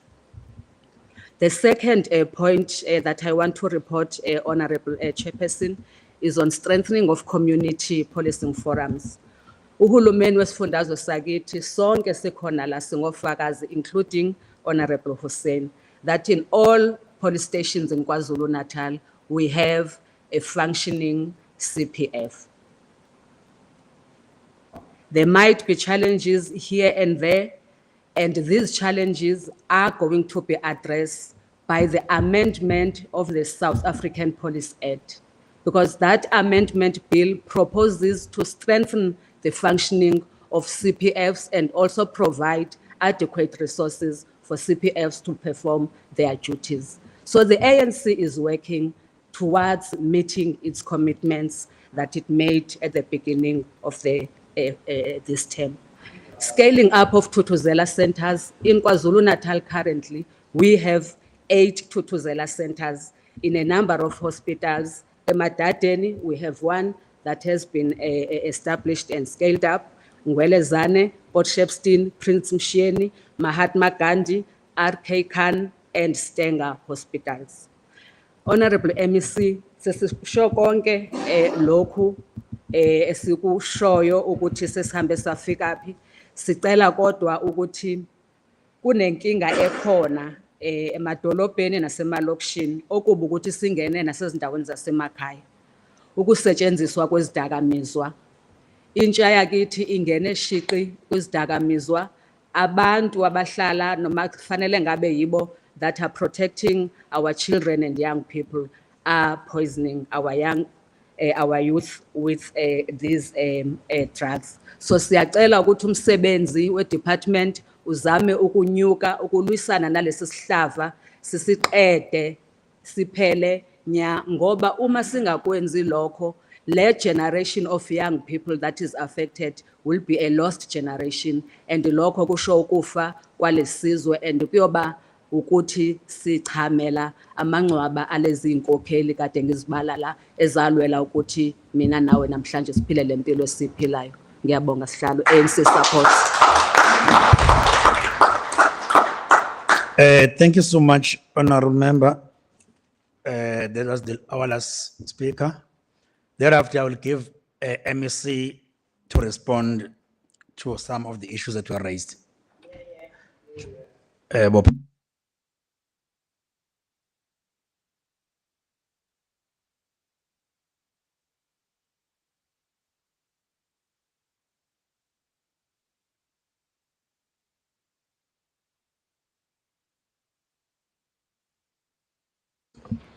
We take it and as a positive that we enrich our way of working. As I indicated, that we need to work together to fight crime. It's correct that when the members, Honorable Tobe, he did indicate that crime does not have a color. That's why it's important that we need all the racial people to work together to fight crime. I have taken note of the input to ensure ukuthi as a department sisebenza kahle. But also we have noted those who really undermine the work done by the government and by the people. I think the other colleagues, they have responded to the issue that I wanted to respond to.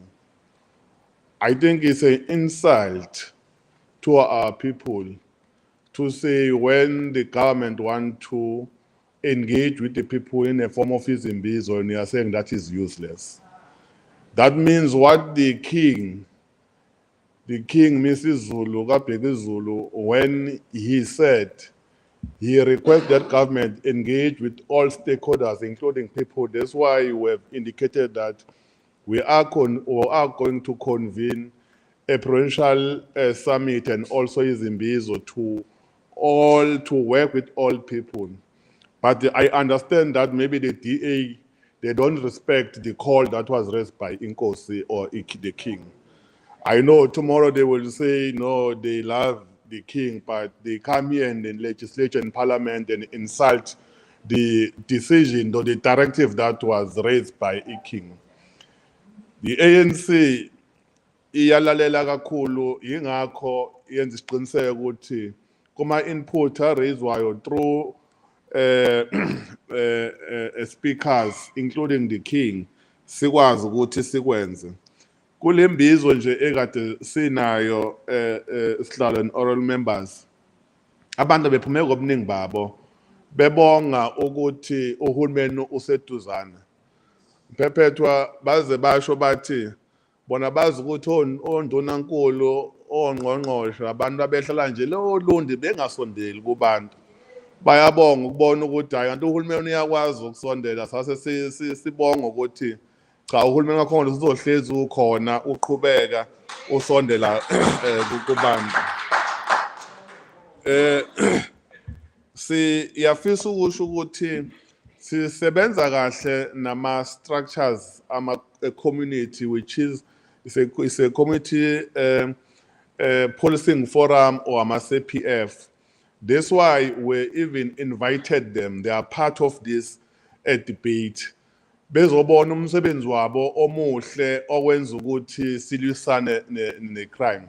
Yingakho uza kwethu honorable uSibhidla umesho ukuthi yenye yezinto ezabekwa ukhongolose ukuthi kufanele siqiniseke ukuthi sisebenzisana nomphakathi ngokulwisana ngecrime. Sithi ke ukuba safe kuqala ngami, kuqala ngawe. Ukuze abanye abantu babe safe kufanele mina nawe kube yithina esikhomsayo lokho ukuthi kubalekile ukuthi sisebenzisane ukuze sikwazi ukuthi silwisane necrime. Uhulumeni uwodwa can't do everything. That's why you must work together. Ukuze sibambisane sikwazi ukuthi silwisane necrime. And icrime ayenzeki kuphela emadolobheni. Yenzeka emadolobheni, yenzeka emalokishini, yenzeka nasemakhaya. I think ushilo honorable member ukuthi kuyicrime kwakona ukuthi kube khona abelungu abasebenzisa aba-abuser abantu bakithi emaplazini. Yingakho part of umsebenzi wethu wokulukisana nokuhlunyezwa kwabantu bakithi nabantu besifazane, and part of i-budget speech. I understand la bangazange bakwazi ukuyifunda i-budget speech because it gives a detail. How are we going to fight crime and start with accounting of what we have done as this government led by the African National Congress, and also have planned. That's why we really appreciate the budget, the allocation of 11.5 given by Treasurer. We've been raising that to say, let's have a unit within the community safety. You understand that it's not the responsibility of community safety and liaison to protect or to police or to have to give guard to amakhosi ezinduna, but we have a responsibility to prevent the killing of amakhosi and izinduna and the people across the province. We have a plan. That's why I'm saying to establish a unit is part of the plan, and there will be a responsibility that will be allocated to that unit to ensure, and that unit will work with COGTA, will work with amakhosi, will work with various stakeholders to ensure that silwisana ne-crime kwaZulu Natal. Siyafisa ukubonga kakhulu imphephetwa ukuthi amanye amazwe ngoba kona konke okunegative okushilo khona okuhle okushilo okukhombisayo ukuthi you acknowledge umsebenzi omuhle owenziwa ulo uhulumeni okhona kaKhongolose. Yingakho sifisa ukuthi sibambisane. Siyafisa ukuthi le spirit esikhona la osenzayo ngathi ungasenza nakomasipala kakhulukazi abaphethwe i-IFP ngoba ngathi understand ukuthi how do you govern uhulumeni. Ngiyasaba ke uma bengibezo bethi bafuna ukuphatha uhulumeni ngo-2024 ngoba abanye baye bafuna ukuyeka omasipala beze la abazi ukuthi kuphathwa kanjani. Baxakekile lapha ya yingakho abantu sebefuna ukubakhipha bese bayakhala. Kodwa ke siyazi ukuthi vele kwehla nje mana bengalindele inkosi yami kwabona sebephatha bengazi ukuthi kuzenzakalani. Kodwa abantu bakaZulu Natal njengoba sihamba nje iKwaZulu-Natal yonke bayasithembisa ukuthi umsebenzi wenziwa uhulumeni weprovince oholwa uKhongolose no-national oholwa upresident uNomaphosa muhle kakhulu. Bazokwenza isiqiniseko sokuthi ngo-2024 ngonyaka ozayo bayavota bavotela intuthuko le abayibonayo. Baya-acknowledge futhi ukuthi kukhona singakakwenzi kodwa kukhona esesikwenzile. We must really appreciate lo msebenzi lo. Siyafisa ukusho ukuthi sinako we understand ukuthi within the police there are police that are working with criminals. That's why lapha eMarine Hill kaDabeka amanye amaphoyisa kade asebenza nezigebengu bedayisa ama-drugs awu-2 awaboshiwe. Nalawa ekhombisa ukuthi amaphoyisa akhona amaphoyisa enza umsebenzi omuhle. Lokho khombisayo ukuthi umsebenzi amaphoyisa muhle kakhulu. Kodwa ngiyafisa I really want to correct our honorable Hussein Omethi. KZN is #1 in murder. Go and check the statistics, the last statistics. Emfuleni at Western Cape is #1 on murder. So that means Western Cape, which is led by DA, they are failing to also manage crime. So kufanele sikwazi to read. Ngithandele let's go and read and do a proper research so that when you speak to our people, you give them correct factual information, not what you anticipate ukuthi kube kanjani. Ngalo mazlawo esihlalo ngoba abaningi ekade bekhuluma bekade bebonga and sisiza ukuthi what are the other things ekufanele sizenze. I-issue ye-GBV, I think we are working with social development or working with culture to deal with the issues of GBV, but also working amakhosi asendlunkulu nenduna. Ngengene kakhulu-ke emphephetha kuleyo khokhela induna, ngiya-understand ukuthi izolo buprepare ispeech sakho manje wanganikezwa ithuba ukuthi udebate laphana.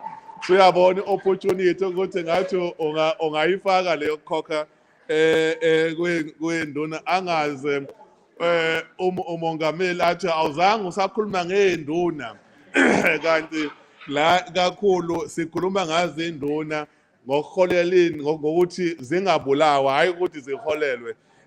But I understand ukuthi mobona i-opportunity encane uyabona ukuthi hayi asiyifake le matter la ukuze ingaze kuthiwa akwenziwa ngalutho ukuthi ayifake ngewindow uloko. It is not true. I think Honorable Hussein, it's not true ukuthi abantu baZulu Natal they are tired of the ANC, and as we are saying we are losing all by election. We just want to remind you that the ANC won the by-election in Ward 12 lapha eBaqulusi. That by-election was won by the ANC, and we understand ukuthi i-DA sometimes because iyazi ayizukuwina then ingafuna ukucontesta ita contest abanye bese niyabambisana nibona ukuthi ningenza ngoba le nqolo emasondo uKhongolose akuyona inhlangano ngempela ongakwazi ukuthi uyibheke uwedwa. So udinga ukuthi ngathi ningahlangana nikwazi ukuthi nidile nani. I agree that we must expose police officers that are doing criminal activities within the province. I must say some of the issues, as my colleagues there indicated, when kunama visit ema police station and there are recommendations that are made, we've taken serious of all those recommendations. Part of those recommendations, you know that amapoyisa, if you have a report, eshoyo ukuthi ke ziningi imoto esegarage then imoto esebenzayo. I-reason yalokho ukuthi i-procurement ya SAPS to approve to buy a tie, the head of a police station, they had to request from the national and even to change a battery. Then in 4 days ago, we had the Minimac, and the Minimac took a decision to say, let's decentralize our procurement processes. Ours, the provincial commissioner have powers to deal with all those issues. So, the government of the ANC, uyakwazi ukulalela abantu bakithi. And indeed, national have allocated more police officers. That's why I indicated 1,800 police officers were allocated la eKwaZulu Natal ukuze siqhubeke akwazi ukuthi enze umsebenzi wawo. Ngicabanga ukuthi ngalomazi ngoba okuningi ikakhulu Slalo, Sesekpendlile, and other honorable members, they have covered it. Thank you very much. Sibonga kakhulu to all members to support us, and we want to indicate ukuthi working together we can do more. Thank you very much. Thank you so much, MEC, with the responses. Now we are coming to an end of our session for debate 9, debate vote 9, but one will wish to acknowledge the presence of the people from the gallery, umama ka MEC okhona, some members, siyabonga nzela bantu. Angimazi bacashiwe.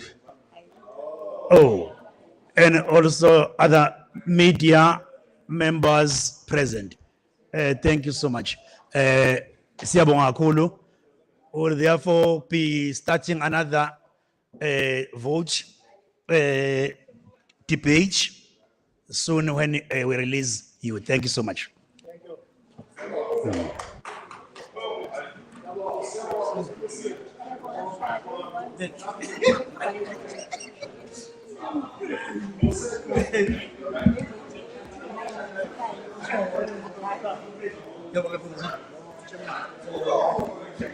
Hey.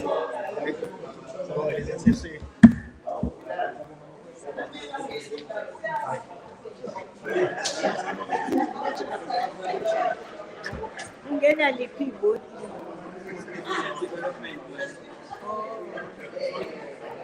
Ngiye ekhaya manje ngihamba ekhaya. Awusiye ekhaya manje? Mina ngingena